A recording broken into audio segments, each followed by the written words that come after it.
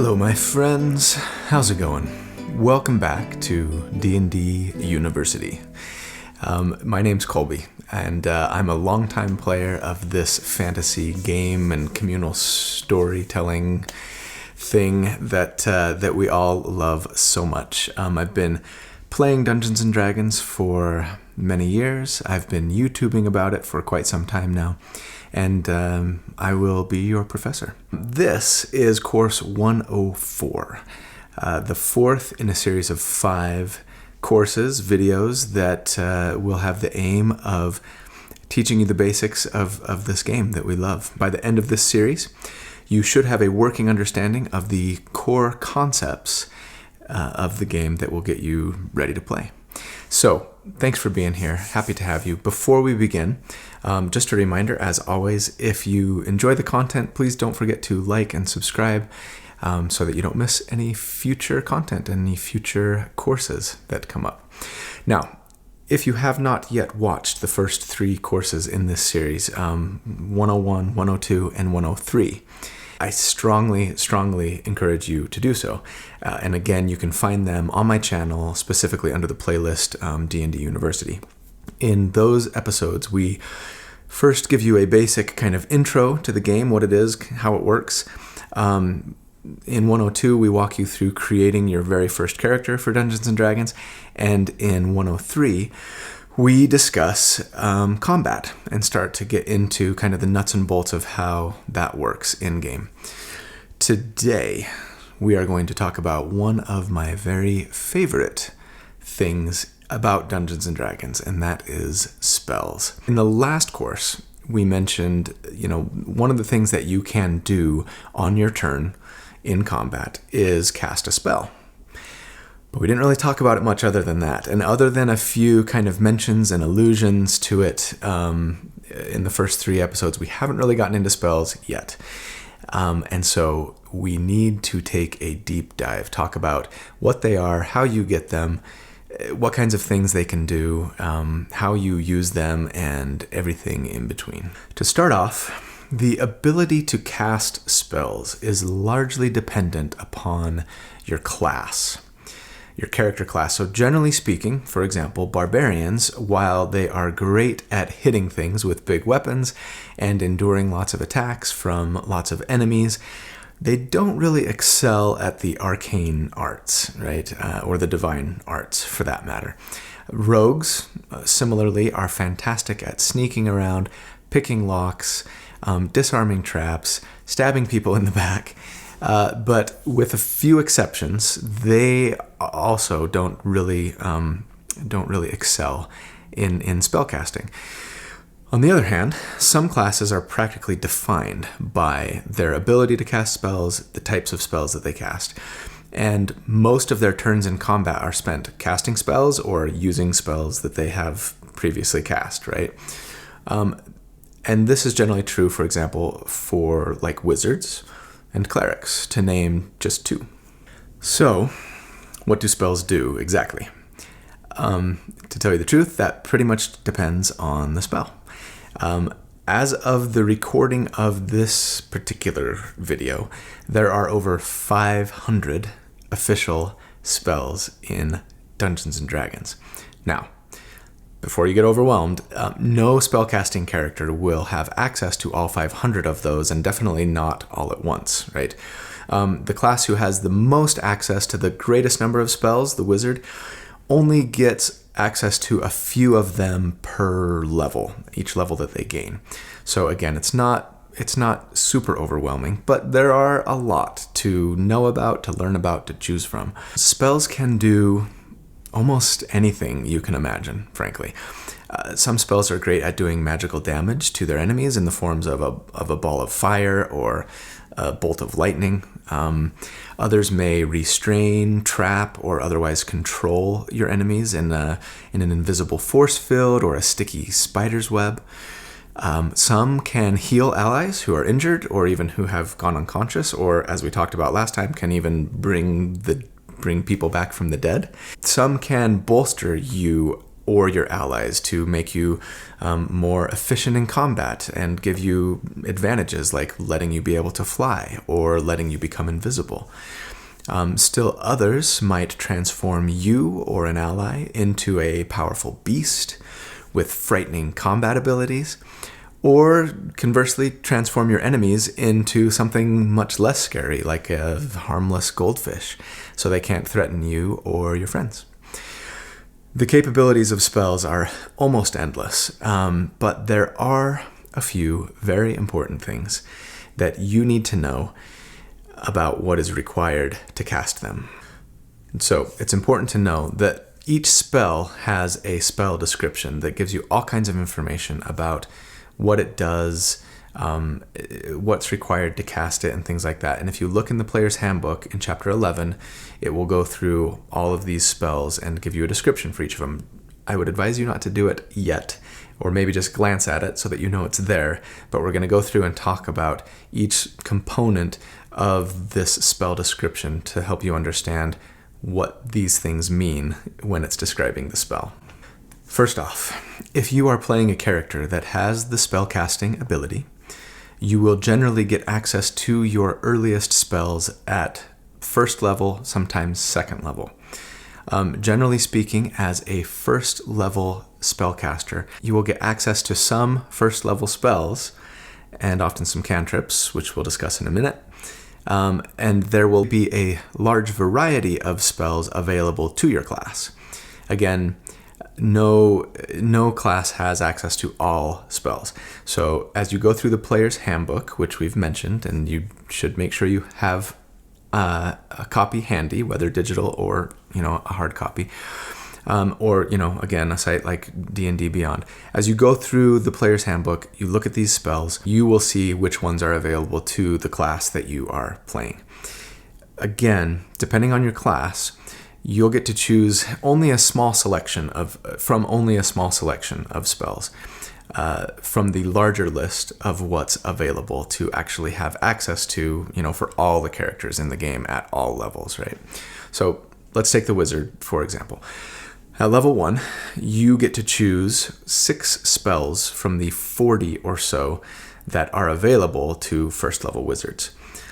Don't worry if you're feeling a little overwhelmed, even at the idea of trying to choose 6 out of a possible 40. Just consult with your dungeon master or maybe a friend who's a little more experienced to help you pick out kind of some of the more basic, useful, most common ones is maybe where I'd start. But ultimately, you need to pick ones that you think look fun to use in game. As a wizard, once you choose these 6 spells, they go into your spell book.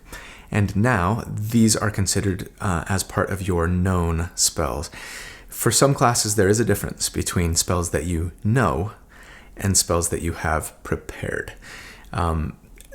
Just because you know a spell doesn't mean that you always have it available to cast, that it is prepared. It sort of simulates, I suppose, you have a book of spells that you at some point have learned, but in order to have them sort of ready at the tip of your tongue and at the tip of your fingers to cast, you maybe needed to have spent some time that morning studying your spell book and preparing, the few that you're going to hope to cast that day, that kind of thing. So for wizards, the number of spells you have prepared is primarily affected by your intelligence modifier, that ability score, right, that we've been talking about, your intelligence modifier. But you probably have 3 to 5 first level spells prepared to use at any given time at level 1. Some classes have fewer known spells, but all of the ones you know are considered prepared, so there's no difference essentially for those classes. But just understand, as you're creating the character, depending on what class you choose, you may have to distinguish between spells that you know and spells that you prepare. And for those who have more spells known than spells prepared at any given time, you can generally swap the ones out that you have prepared once per day. And we'll talk about that later. Now, as you gain levels, you will gain access to more powerful spells. And the number of spells you can both know and have prepared will increase with each level. However, the level of the spell that you get access to doesn't necessarily correlate to your character's level. See, there are second level spells, but you don't actually get access to them when your character reaches second level. Instead, you get access to them generally when you reach level 3. That can be a little confusing, I know, but just keep them distinct in your mind, as it were. Spell levels and character levels are sort of two distinct, separate things. A player can gain levels all the way up to level 20, right? Spell levels only go up to spell level 9, and those are the strongest and most powerful spells, our 9th level spells. So, for a wizard, when you reach level 2, the number of spells you know and can prepare will increase, but you will still only have access to level 1 spells. When you hit level 3, on the other hand, you will gain access to level 2 spells. So essentially, for most, not all, but most, character classes who can cast spells, for every 2 levels that your character increases, the spells your character has access to goes up by 1 level. So again, at character level 3, you would have access to level 2 spells. At character level 5, you would have access to level 3 spells, and so on, up until your character reaches level 17, at which point you would get access to level 9 spells. So, next question. Can you just cast any one of your prepared spells at any given time whenever you want? Alas, no, or at least not usually, because spells cost mental and physical energy, right? You can only cast so many spells in a given day before your magical stamina, as it were, runs out. This concept of magical stamina, as it were, is represented by something called spell slots. Each time you cast a spell, it uses up a spell slot. Think of them maybe like arrows in your quiver, right? Once you've used all of your arrows, you can't shoot your bow anymore until you've replenished your quiver. Similarly, when you cast a spell, you will check a box on your character sheet indicating that you've done so, and when all of your spell slot boxes have been checked, you won't be able to cast any more spells until you've taken a rest. We'll talk about rests more in the next course. So, how many spells do you have to use? How many spell slots do you have? It depends on your class. It depends on your character level.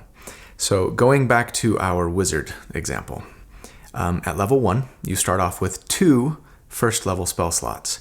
That means you can cast 2 first level spells between rests.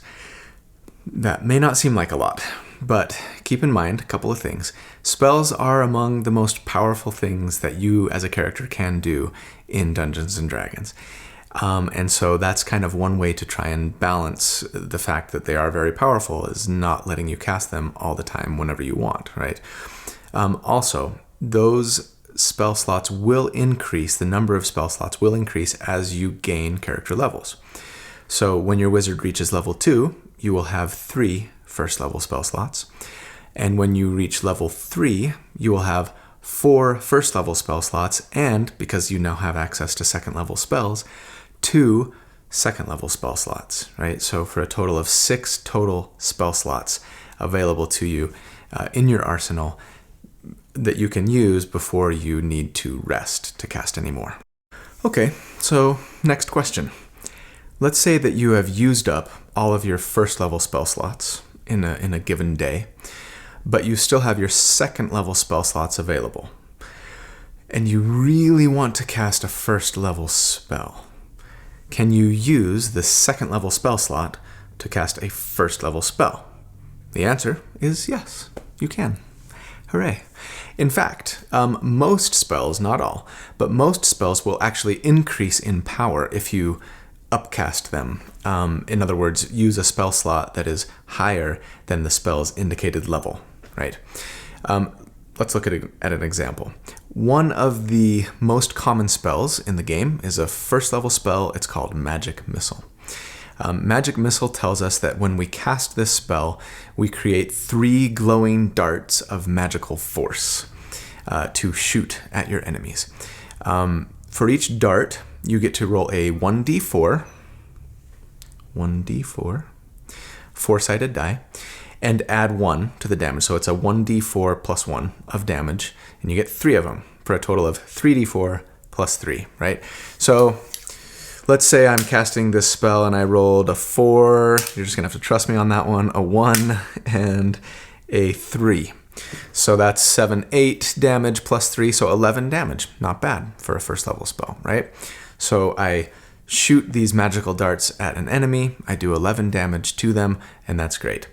Now, if I were to cast that spell at the second level, I would get 1 more dart. I would get 4 darts total, right? So it would be 4d4, 4-sided die rolls plus 4. So a little more damage.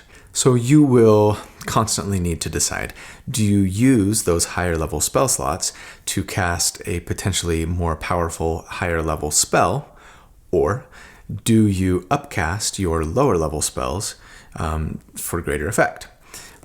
Obviously, that will depend on the situation that you find yourself in, what the spells do, what you really need at the moment.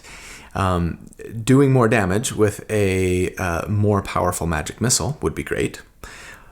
On the other hand, maybe you'd be better served by using that second level spell slot to cast the second level spell, Hold Person, which would let you potentially paralyze a single enemy for up to a minute, keeping them out of the fight while you and your companions dispatch, your other enemies.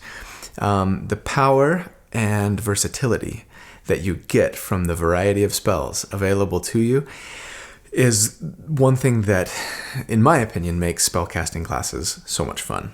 Okay, so are there any spells that don't cost spell slots to cast? Good news, there are in fact 2 types of spells that you can essentially cast for free-ish. Cantrips are one, and ritual spells are the other. So let's discuss both. Cantrips are basically level 0 spells. They're simpler, they're less taxing on you as a spellcaster, and as such they require no spell slot to be cast. They can be used freely, as often as you'd like, or that is on your turn. Most of them take your action to use, so it's not like you can just sort of cast them constantly and all the time, but sure, on your turn, if it's an action to cast this cantrip, you could cast it, and you could do it on your next turn, and your next turn, and your next turn, until you or your enemies are all dead. You generally only have between 2 and 5 cantrips available to you, depending on your class, depending on your level.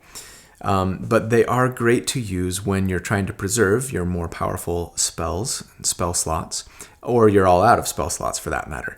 And generally, it's kind of the go-to attack or action that a caster would use on their turn, just because most casters aren't particularly skilled at or proficient in lots of weapons and really good at fighting with weapons and things. So instead, they've got things like Firebolt that lets you cast a mote of fire at an enemy to try and cause harm, or Gust, which lets you move a creature or an object a few feet using a short blast of wind.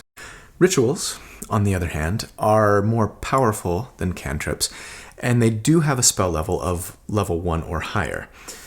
You could cast them using a spell slot if you're in a hurry, but if you can take 10 minutes to cast the spell, then you do so as a ritual. And when you do it that way, it doesn't take up a spell slot. With rituals, instead of maybe pointing a finger, saying the magic words, and presto, the spell is cast, imagine a complicated seance that might require you to draw a magic circle on the ground or meditate in a focused trance before you unlock the spell's potential. Upon completion of the ritual, the spell goes into effect, and it could be anything from summoning a magical creature to do your bidding, to creating a small magical force field for you and your companions to safely camp inside for the night.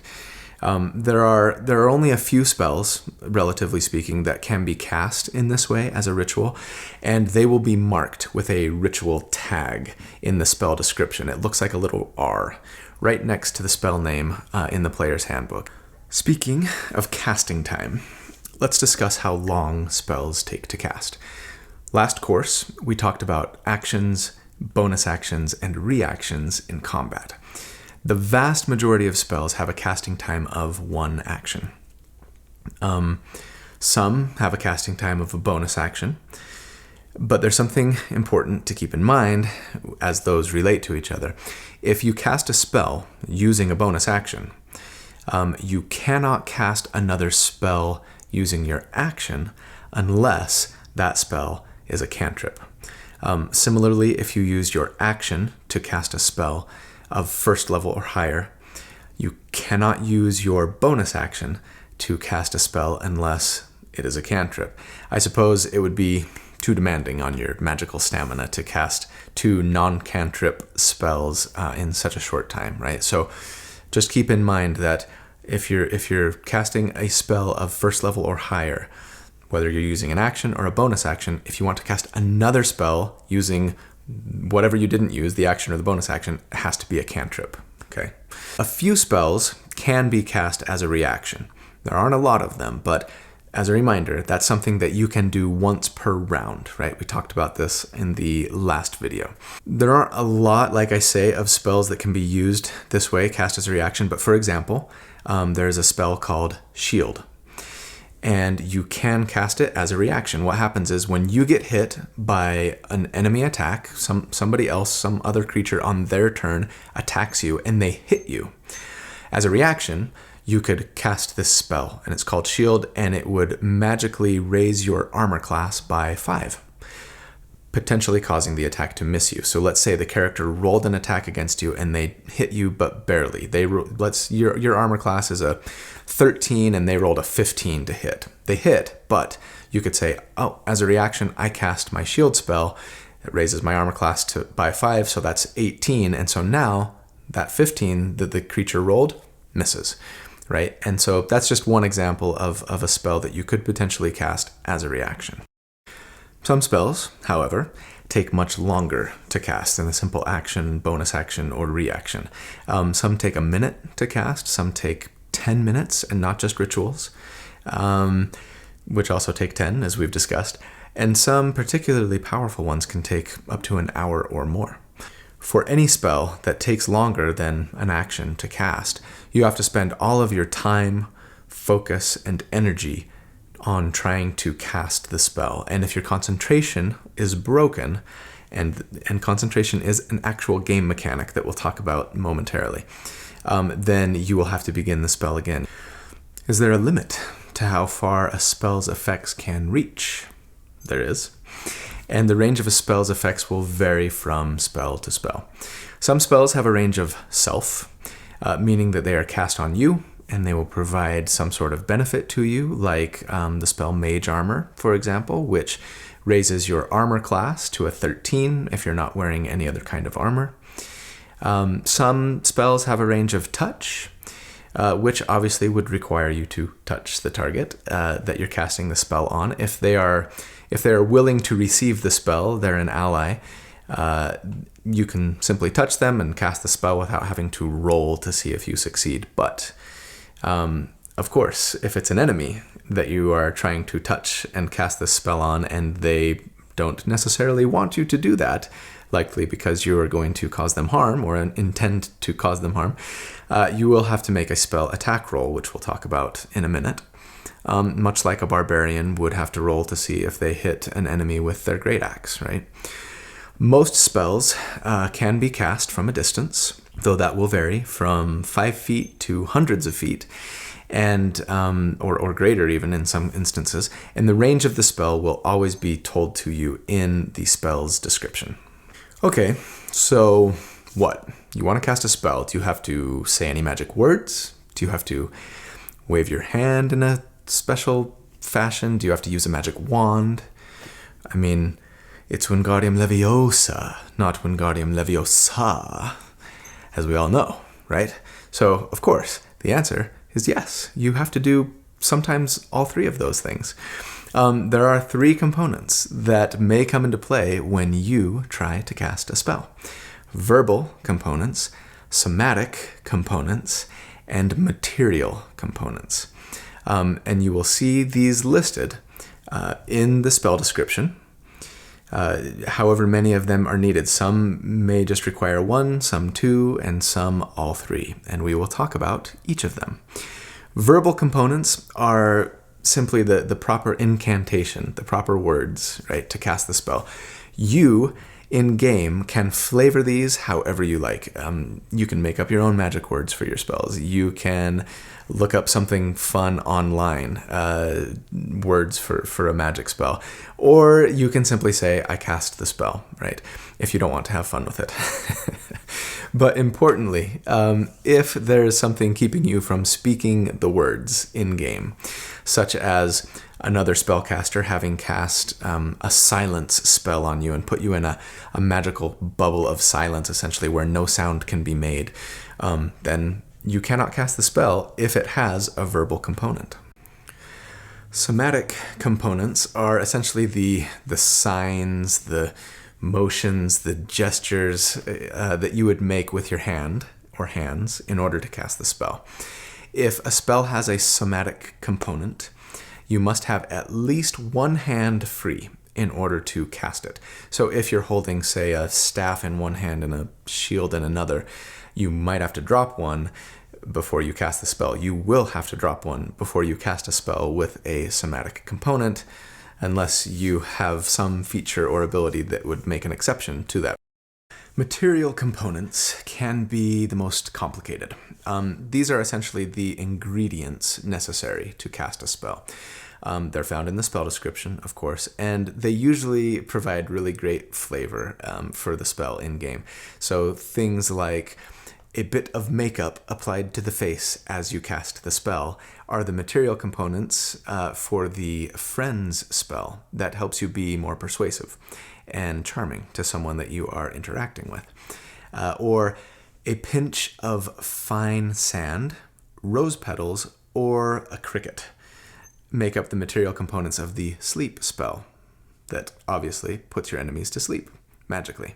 Now, you need not spend all of your time wandering the world searching for makeup or crickets or rose petals to cast these spells. The game has simplified things a bit for us, thankfully, in my opinion.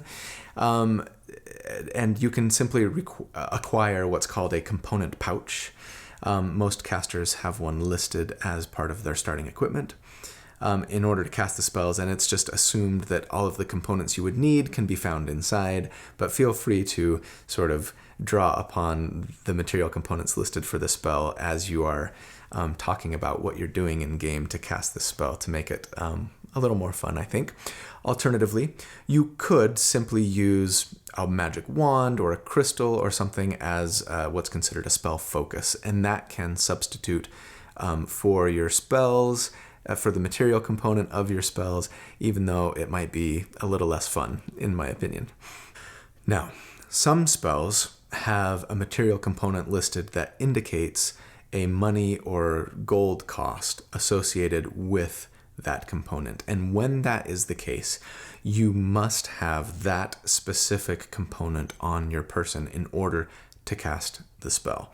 So, for example, the spell Summon Fae. It summons a little pixie, essentially, to fight at your side. It requires, quote, a gilded flower worth at least 300 gold pieces. So before you can cast this spell, you are probably going to have to find a jewelry maker who can craft a fine and expensive spell component for you, most likely in a village or a city that you may visit in your adventures. Before you can cast the spell, you've got to have a gilded flower worth at least 300 gold pieces. And that's pretty expensive, but it's a powerful spell, so it makes sense. And then once you have the component, in this case, once you have that component, you can cast the spell as long as you want, assuming, of course, that you've got the spell slots available and that you don't somehow lose or break that spell component, right? That said, some particularly powerful spells actually consume these expensive components each time you cast the spell. If this is the case, again, it will be indicated in the spell's description. But for example, the spell Revivify, which will bring a creature back to life if they've been dead for no more than 1 minute, has a material components of diamonds worth at least 300 gold pieces, which the spell consumes, it says. I've told you in previous courses that you needed to be careful on your adventures because bringing people back from the dead was expensive, and now you know why. All right, so we know about range, casting time, and spell components, but what about targets? Can each spell target only a single creature, or can some of them affect multiple targets?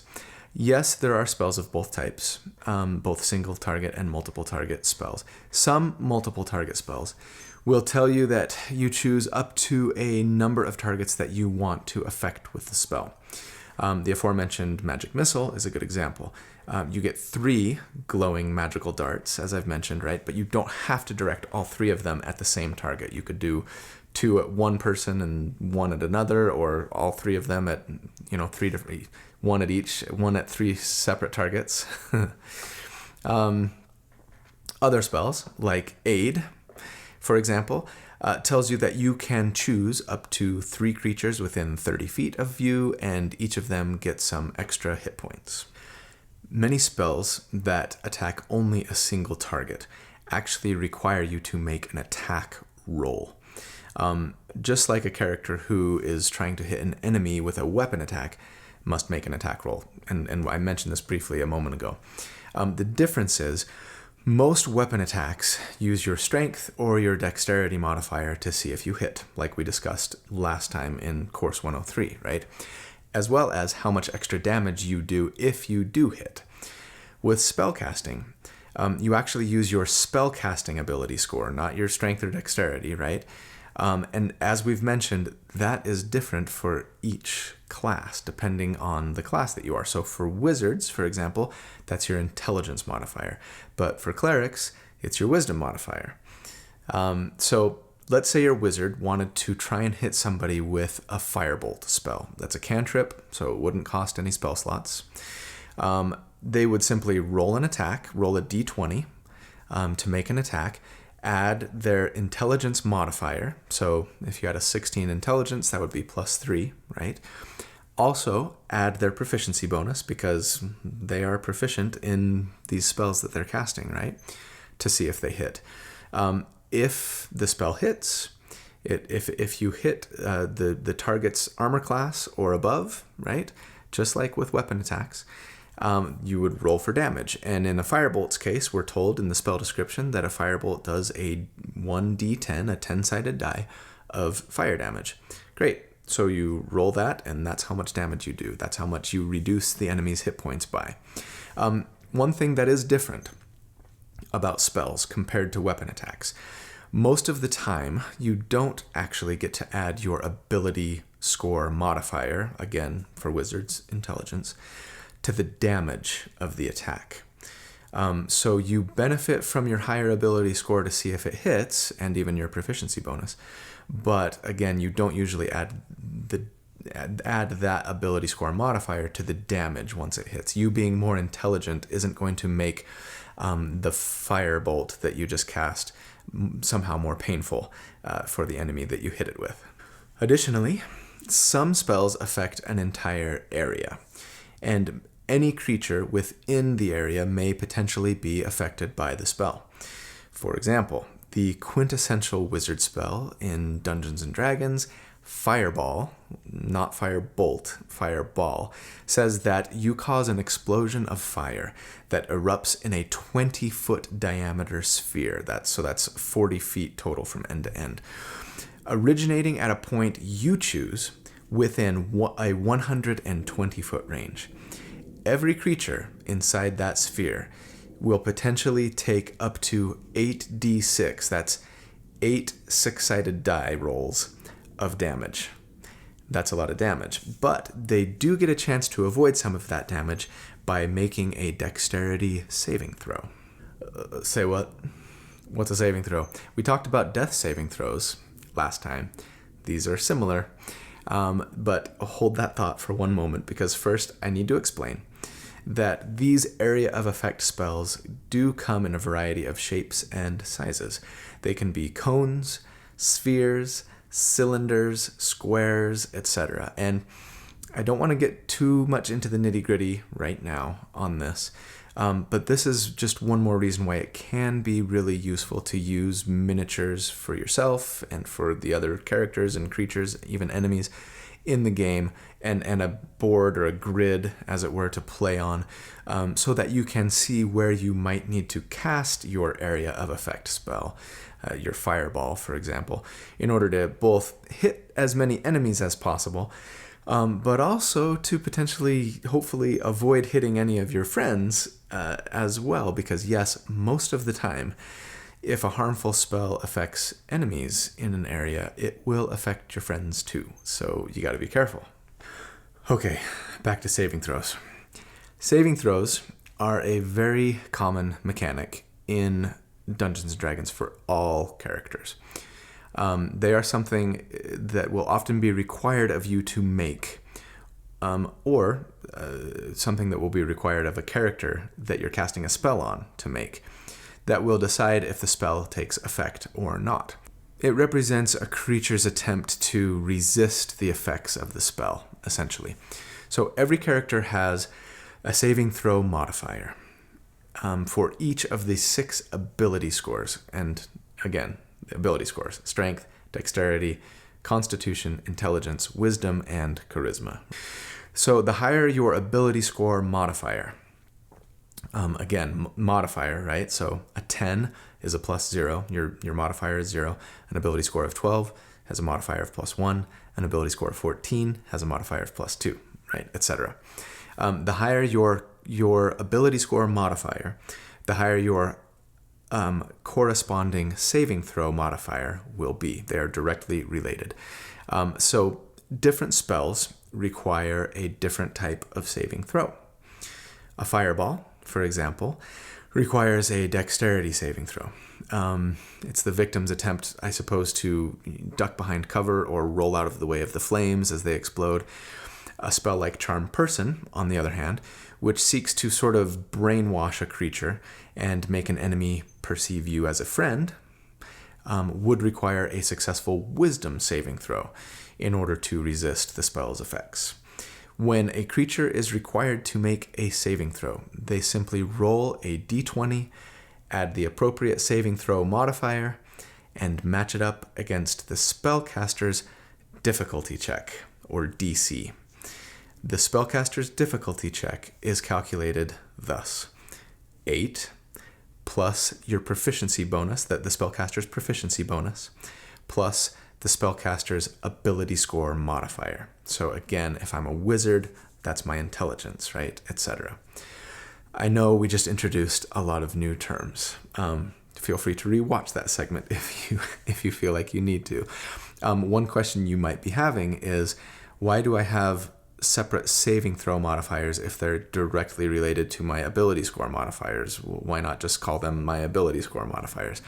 And the reason is because each character class has proficiency in 2 of their saving throws, 2 of the 6, right? And every class is different. And so for 2 of those, you can add your proficiency bonus to your saving throw as well.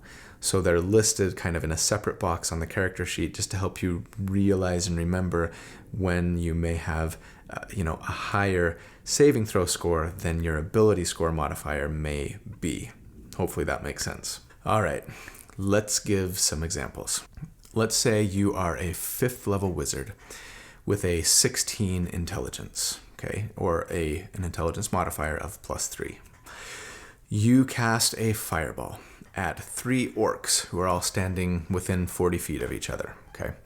Fireball explodes in a 40-foot sphere, and all 3 of those orcs now have to make a dexterity saving throw to see if they resist the damage, okay?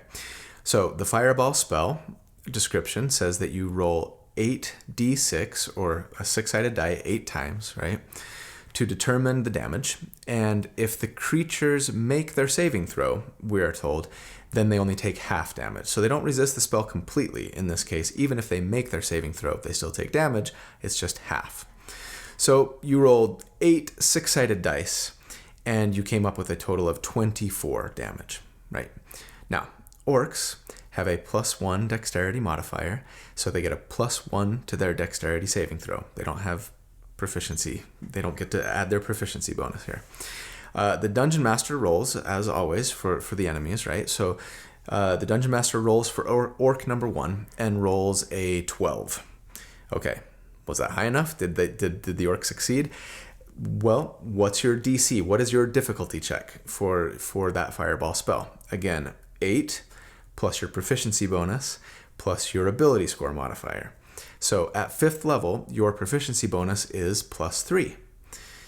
Your intelligence modifier is also +3 because you have a 16 intelligence, right? So your DC is 8 plus 3 plus 3 for a total of 14. Orc number 1 rolled a 12. Not good enough, Mr. Orc. So he failed his dexterity saving throw, and he takes the full 24 damage from your fireball. He's incinerated. Sorry, Orc. I shouldn't be so blasé about the life of an Orc. Orc number 2 rolls an 8 and is similarly turned to ash because they get a +1, right? So it's only a 9. Orc number 3 gets lucky and they roll a 15. So they dive behind a stone pillar nearby. That orc still takes half damage, but that's 12. Orcs have 15 hit points, so he's hurt, but he's still breathing. All right, example number 2. Your party is fighting against an enemy spellcaster who casts Charm Person on you in order to beguile you and convince you that he, in fact, is not your enemy, but is your friend, and you should stop trying to kill him.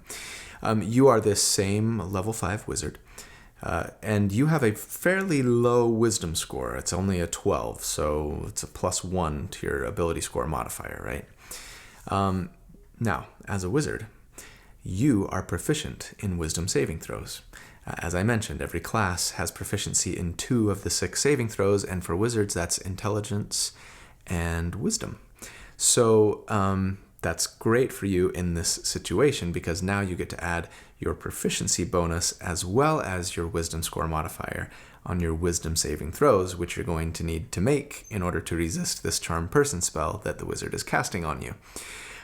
So the enemy casts the spell, and they have a difficulty check of 15. This is something that only your Dungeon Master is going to know. They're probably not even going to tell you what the difficulty check is, what number you need to roll in order to succeed on the save. They may simply say, make a wisdom saving throw, and I'll tell you if you succeed or fail. So anyway, with your +1 wisdom modifier and your +3 proficiency bonus, you have a total of +4 to this wisdom saving throw. You roll a 12, giving you a total of 16, right? So you succeed on your save, and the spell has no effect on you. One last thing I will mention about saving throws. They come into play most often when a spell is cast to see if the spell takes effect, but there are actually other things that can require a character to make a saving throw.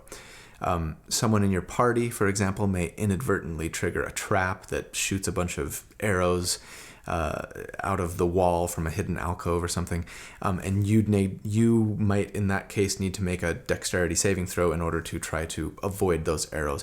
You might even take half damage. Your Dungeon Master will let you know. Even if you make your save, that is, you might take half damage. Maybe you're fighting a white dragon and it spews cold and ice from its toothy maw, and you have to make a constitution saving throw in order to see if you can endure the wintry blast. So we know that spells have a variety of casting times, but how about the duration of the spells themselves?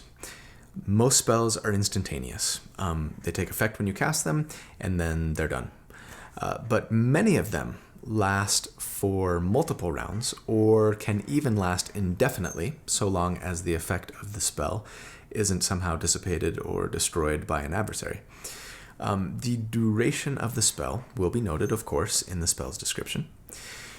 These longer lasting spells are usually among the more powerful spells in the game, as their effects will continue to impact a battle round after round, sometimes causing harm to your enemies every single turn, or keeping them trapped or snared or otherwise controlled for several turns, or sometimes even strengthening or healing your allies round after round, right? One important thing to understand about spells that last for more than a single round, more often than not, they require you to maintain your concentration if you want the spell effect to continue. So, as I've mentioned, concentration in D&D is an actual game mechanic. In the spell description, if you see a little C after the name of the spell, that tells you that the spell requires your concentration. The way it works is like this.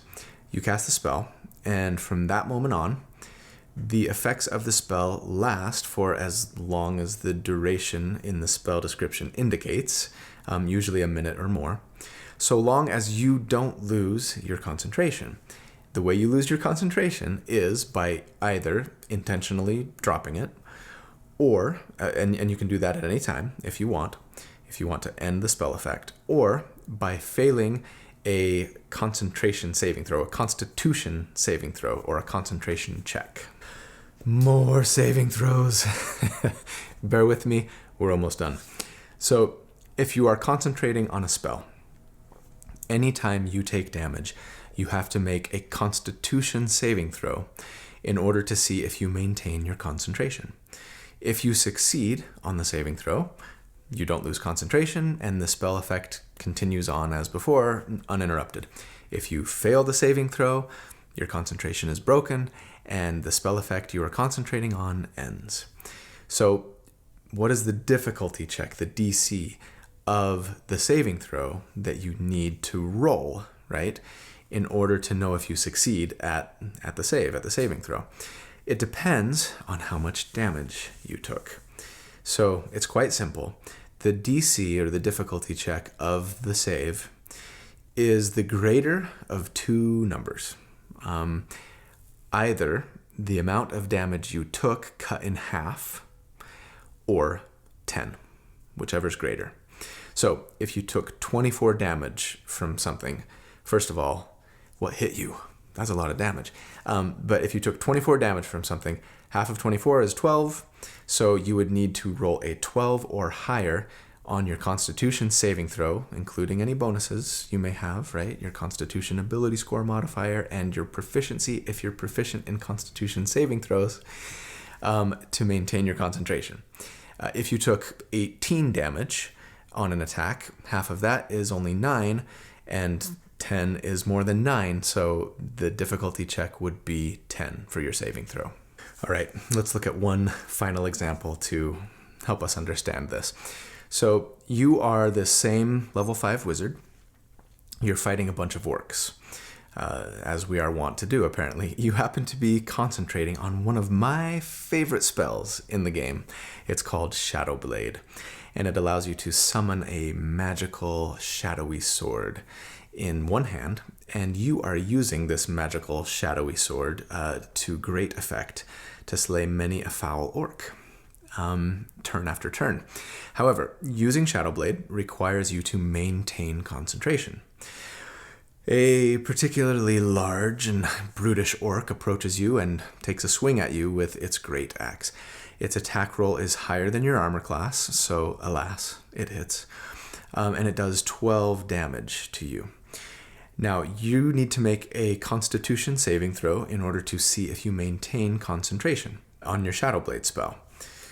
Half of that 12 damage is 6, right? And 6 is less than 10, so the difficulty check, or DC, of your saving throw is 10. You have a 14 Constitution, which is actually pretty good for a wizard. But you are not, as a wizard, proficient in Constitution saving throws, as I mentioned, just intelligence and wisdom. So you don't get to add your proficiency bonus to your roll, to your saving throw, right? So you roll your saving throw and you roll a 7. You add +2 for your Constitution ability score modifier, But you still come up short. You only have a 9. You're 1 short, you failed your saving throw, and suddenly your shadowy blade that you've summoned and you're concentrating on winks out of existence, and the large orc smiles wickedly at you as he's convinced that you will be easy prey for him at this point. You're going to have to come up with a different plan on your next turn. Unless, of course, you have another spell slot that would allow you to recast the Shadowblade spell on your next turn, which may cause that orc to despair indeed. And that concludes Course 104, Spells. Congratulations, you did it. You have a homework assignment. Read over Chapter 10 in the Player's Handbook, Spellcasting, and that will review most of what we discussed today. And then also take a peek and peruse Chapter 11. Like I mentioned at the beginning, it lists a lot of the spells that are available to you and to all character classes at different spell levels and things, just to help you get a little bit of an idea as to what some of these different spells can do.